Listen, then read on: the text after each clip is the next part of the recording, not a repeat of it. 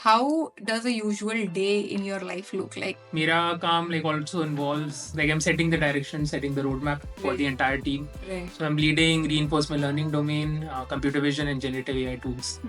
We are still hiring, we are scaling up. There's lack of manpower as well in the company. I think the highlight here is that the company is hiring. अगर कोई अभी है जो शायद अपनी uni में है या एकदम early careers में है और वो AI की फील्ड में जाना चाहता है, what should be the essential skills probably that he or she has? We are happy to hire people who show project experience, but those positions are very less. What would you suggest to those Indian youngsters who are probably trying to move out of India? So if you can find companies in India like banks, their headquarters in Singapore, Right. it's easier to move because Singapore is the finance hub. So it's like you take a company to company transition. Exactly. There's a lot of noise as well about Singapore actually being one of the AI pioneers and leaders, and there's also critics to that will we lose human touch in the AI race and all of that, particularly from this like Singapore ka perspective. So what do you think about that?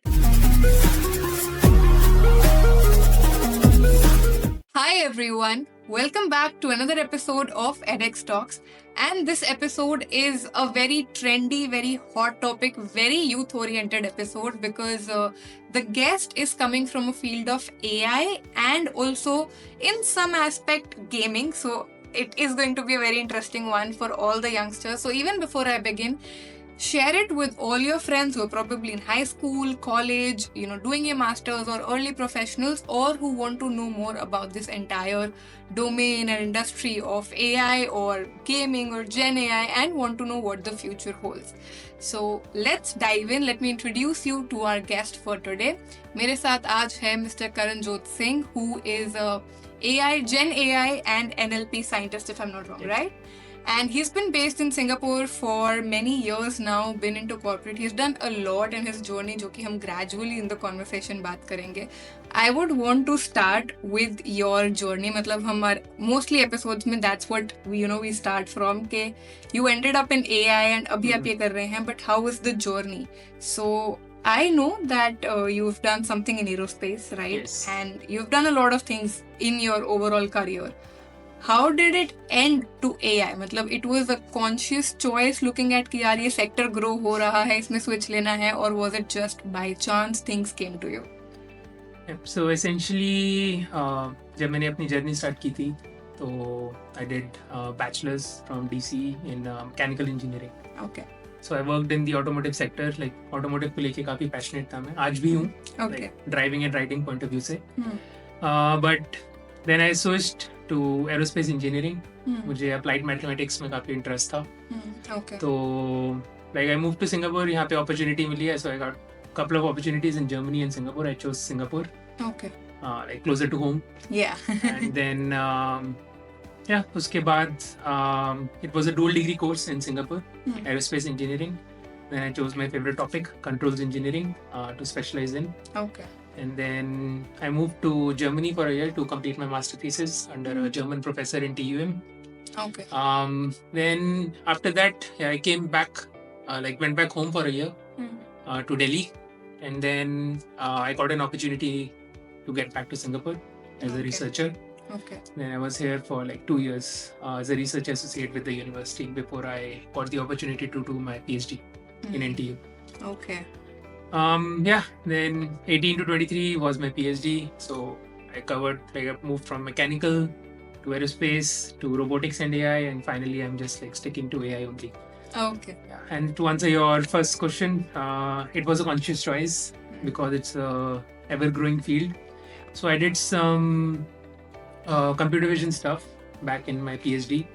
And then when I moved into the industry, delved into many areas of machine learning, which included reinforcement learning, computer vision. And then when I joined corporate, NLP and Gen AI was a hot topic, which still is. Yeah. And then, so I got the chance, through a friend who was looking for an experienced professional in the field.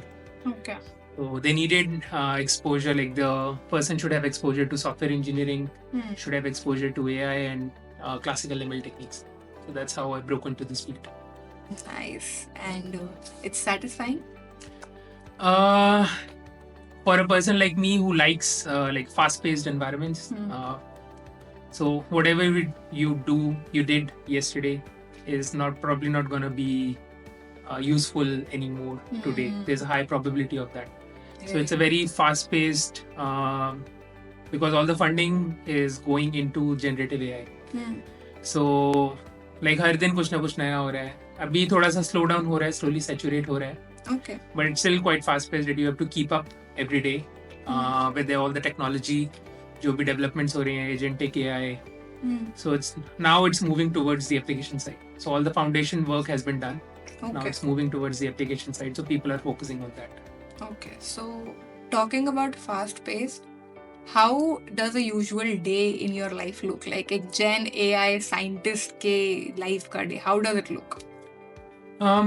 So like every morning, I would say I spend about 1 hour catching up all the news, all the research, the active research which happened in the past day.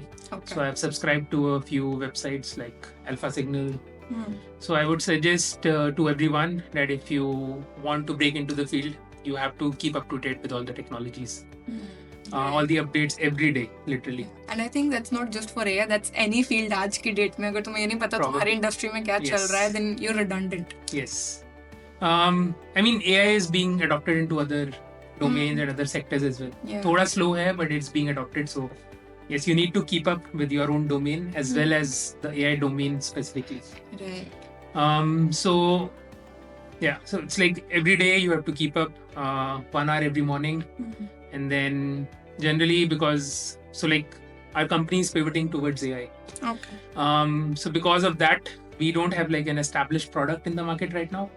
और उसकी वजह से like we're hiring a lot of people, we are scaling up. We did some POCs, so proof of concepts, and we converted them into MVPs, which is a minimum viable product. Yeah. So MVPs are now getting. So we did like 3-4 POCs. We did 1 or 2 MVPs, and then finally we are moving into production with one of the products. Okay. Yeah. And then it's like the whole company is adopting the work that we are doing. So our work as a software division is also being adopted as like the interface layer for the hardware division. Okay. So there's a lot of stuff going on in the company. So that's, I would say, like a lot of stakeholders involved. So it's a lot of communication going on, a lot of development work. So that's how like a traditional day looks like for me. So what's the balance in terms of सिर्फ screen के सामने बैठ के coding वाला काम करना and also more visibility वाला, या जैसे you said stakeholder management. So is it like a 50-50 balance, 60-40 balance? How is it? So I think in my case, I'm like manager right now. So मेरा काम like also involves like I'm setting the direction, setting the roadmap for the entire team. Right. So I'm leading reinforcement learning domain, computer vision, and generative AI tools. So basically, my work also involves telling everyone like sharing the work that we are doing across different divisions to let everyone know that these are the technologies that we are implementing, and then you should try them out. Implement them and see how it can be included into your stack. Okay. So that's like I would say 50% of my work right now, and then because like we are still hiring, we are scaling up. There's lack of manpower as well in the company. Okay. So we are very lean, very efficient. So I have to go into hands-on coding as well from time to time. Okay. Got it. I think the highlight here is that the company is hiring. Almost all the youngsters are just looking at the companies that are hiring right now. So yeah, remember that. But moving on, building on that, because like also you're hiring. Say for example, अगर कोई अभी है जो शायद अपनी uni में है या एकदम early careers में है और वो AI की field में जाना चाहता है, what should be the essential skills probably that he or she has, and also what can be the roadmap for both, if you can share about both tech and non-tech backgrounds? I think because my tech background is, so I can delve into tech requirements first. So from a technical perspective, generative AI is basically the trend nowadays. So people are trying to use LLM as the brain to basically orchestrate all the workflows. So in case like it's not a strict requirement until and unless you are trying to break into a foundational LLM company like Anthropic or OpenAI or Google for that matter. So if you're not trying to break into those companies, you don't really need to know the foundation architecture like transformer architecture, which LLM is built upon, how it works. You need to have like a general idea. Okay. But most of the work going on right now is moving towards agentic AI. So with agentic AI, people are trying to build tools around LLM. So LLM acts as your brain. Yeah. And then you can fine tune the LLMs for your domain knowledge. And then you can orchestrate the workflows. So backend may it's still software engineering to an extent because LLM decides which tool to call. So a lot of work is going on in the backend to build tools like functions essentially. Like if you want to have a travel agent, which website to call. So it's just a function call. LLM just decides these are the parameters, and then you do the function call. You book the specific flight. Right. So I would say like software engineering has become like a big part, but then LLMs are also able to code now. Okay. Yeah. So the trend is moving towards software architecture rather than software engineering. Okay. So so because of this, the problem right now is like you're looking for experienced people because entry-level software engineers won't cut it anymore, to be honest. And because of that, people are looking towards experienced professionals. So it might be like a good idea to like get a break in another field if you cannot break into AI or data science. Okay. And then slowly transition towards AI. Because they are looking for experienced individuals and of course knowledge of cloud platforms like AWS, GCP, Azure helps you out a lot. Okay, so if somebody who does not have that experience, do you think all these projects and everything that we do during the studies, they help or not really? Honestly, if you ask me, companies looking for starting level positions, like we also look for associate level positions. We are happy to hire people who show project experience. Okay.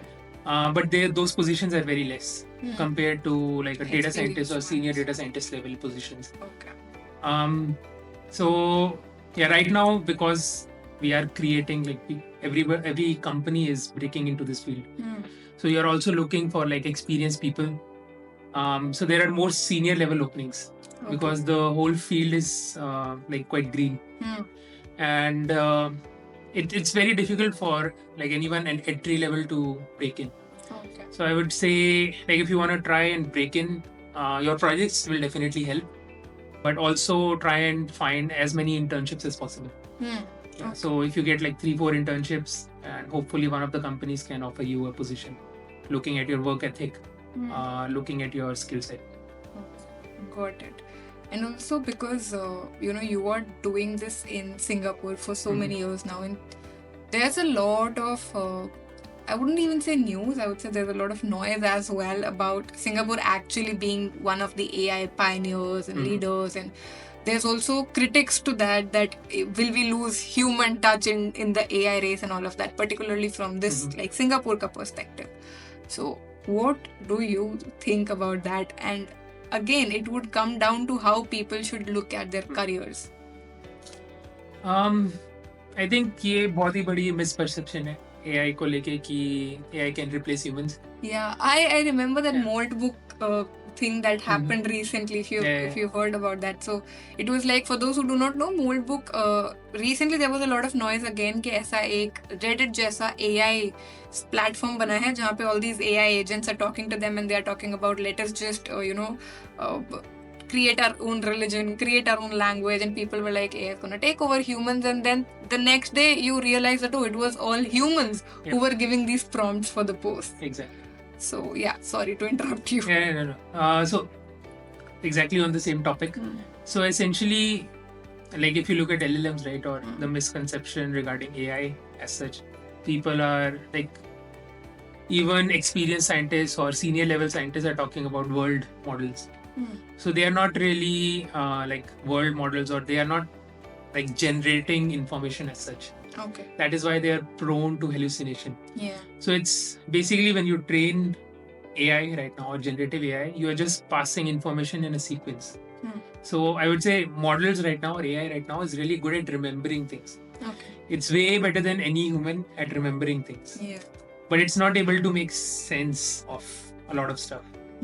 So you need prompting, you need context awareness. So वो सारी technology जो है या जो भी function tuning चल रहा है, जो भी agents create हो रहे हैं, it is still software in the background. Okay. So like automation etc. जो भी चल रहा है, it's just keeping like LLM as or generative AI as a like a platform which can understand unstructured data. So previously, like AI, like computer vision, was able to understand structured data or images as a whole.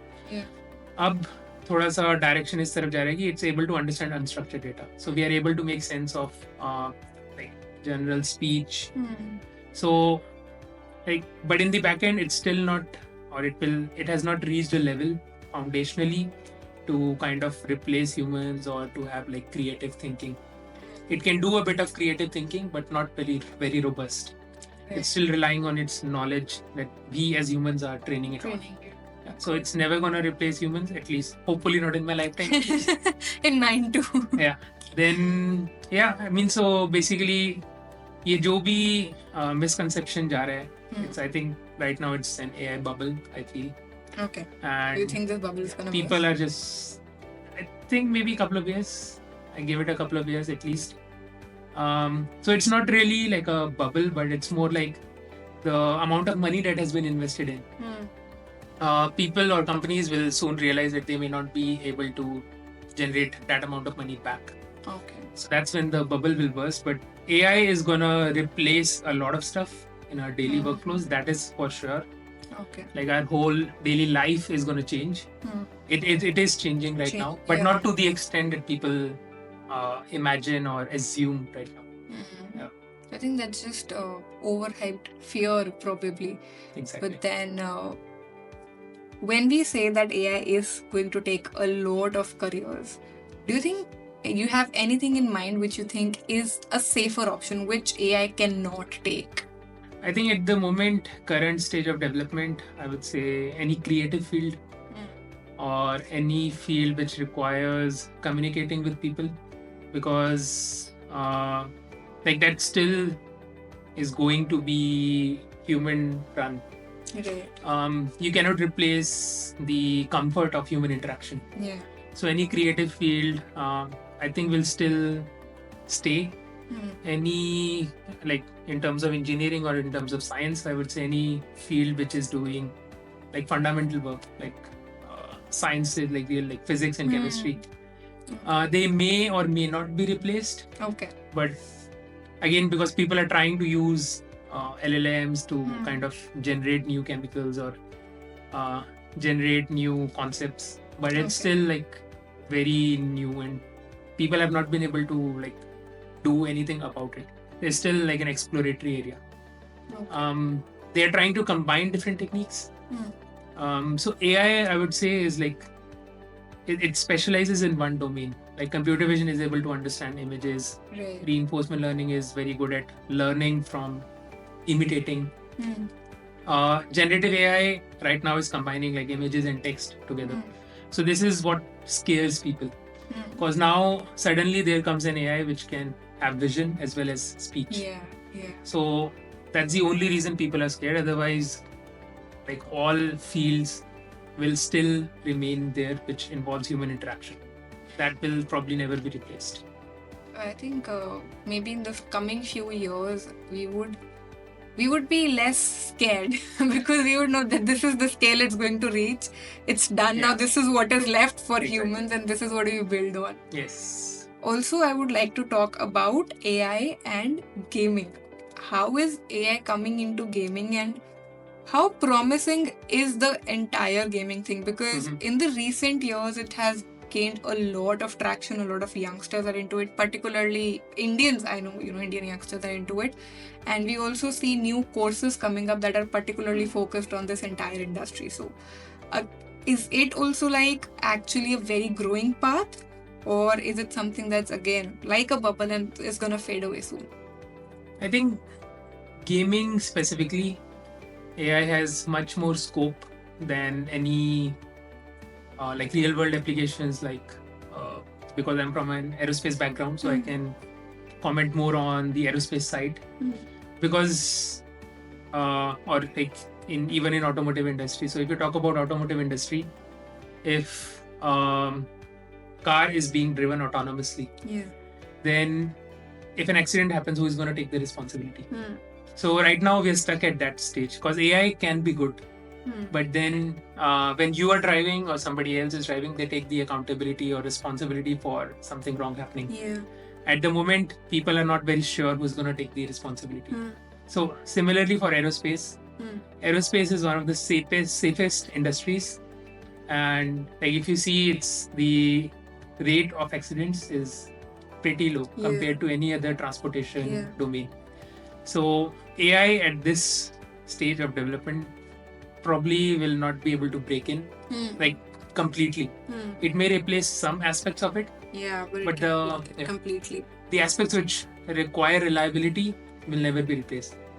But when you come into gaming, it's more, I would say, creative. So if you look at recent developments like Genie 3 model by Google, what they're trying to do is like create world models. So you can essentially create like the whole game by prompting. Yeah, so it's not gonna be like it's not gonna replace the current way games are built, but the way AI is contributing to our daily work right now, it's making it more efficient.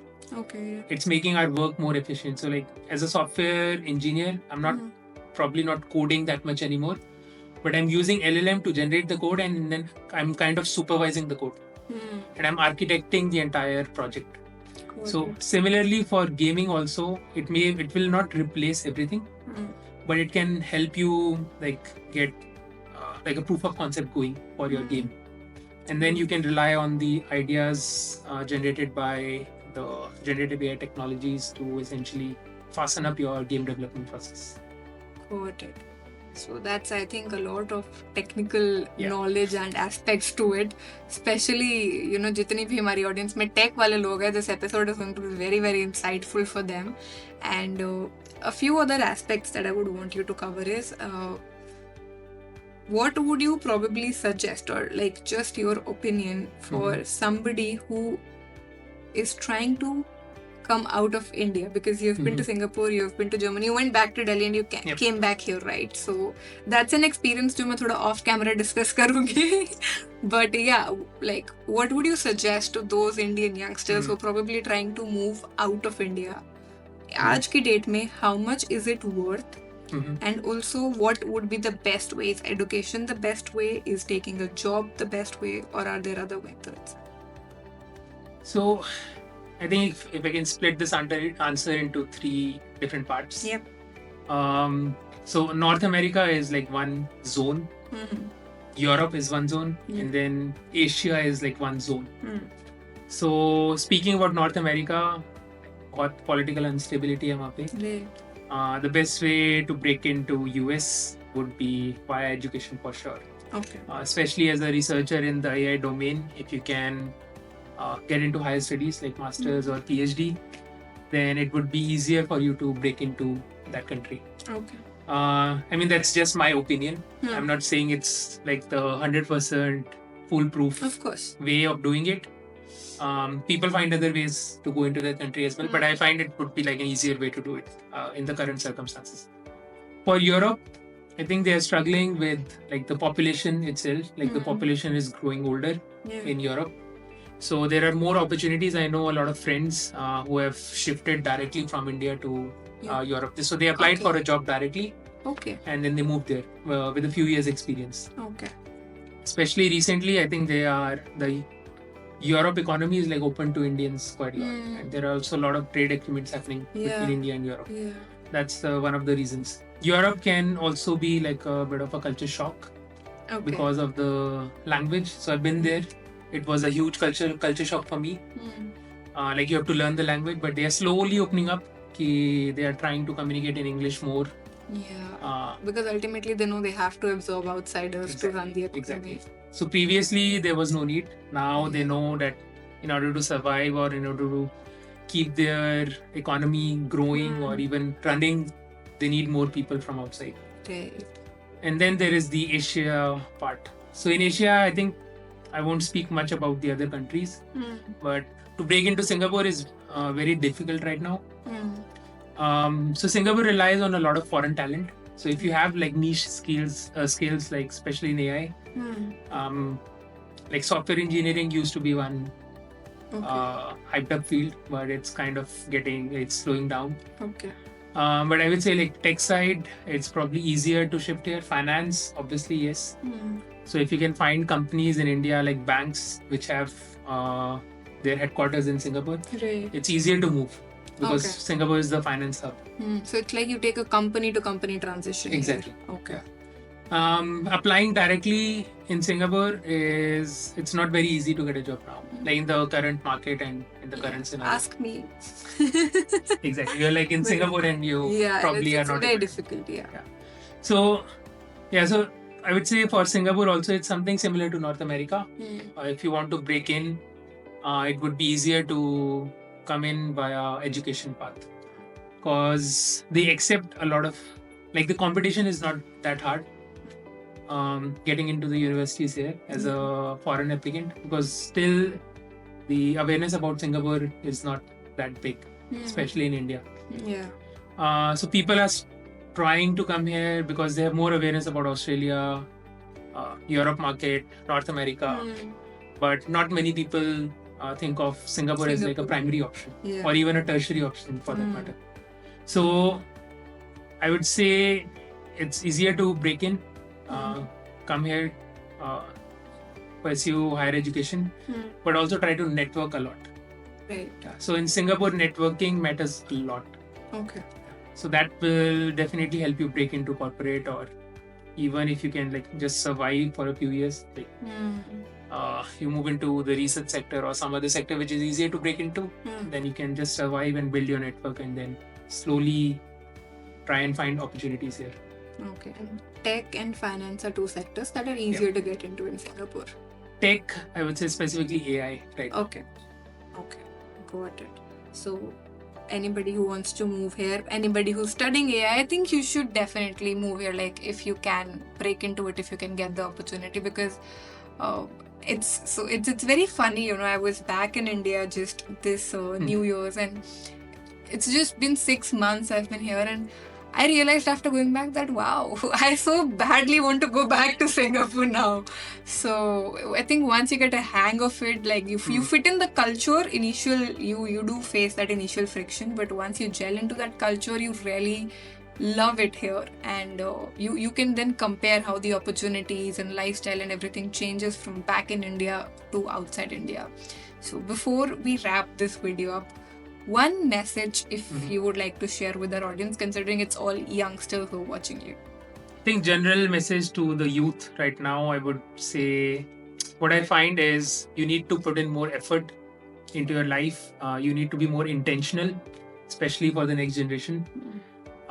Because like what I find, like as from the previous generation now, like there is a generation gap that I feel with the youngsters. So from my perspective, I would also like to convey that put in more effort into your life, be more intentional, be more pursuant in what you want in your life, and that will always help you get more opportunities. Right. I think I love the aspect of being intentional, because that I also agree is kind of missing in all the chaos that is around us. I don't know if it's internet and social media or what, but we have kind of lost the track of what we actually want, and we get influenced or diverted about the people around us. So yeah, that's one very important thing. Thank you so much for taking out this time, sharing all these insiders. खासकर इतना background वाली चीजें कोई वही बता सकता है जो उसमें काम करता है, इतने सालों से कर रहा है, technical aspects that too. So thank you so much for sharing with our audience. I'm sure they're gonna get a lot of help out of this. And if you have any more questions, any more topics related to it, feel free to put it in the comments. We'll make sure to cover them. Thank you so much for watching. Share it with your friends and your family. Subscribe to the channel and stay tuned for the next week.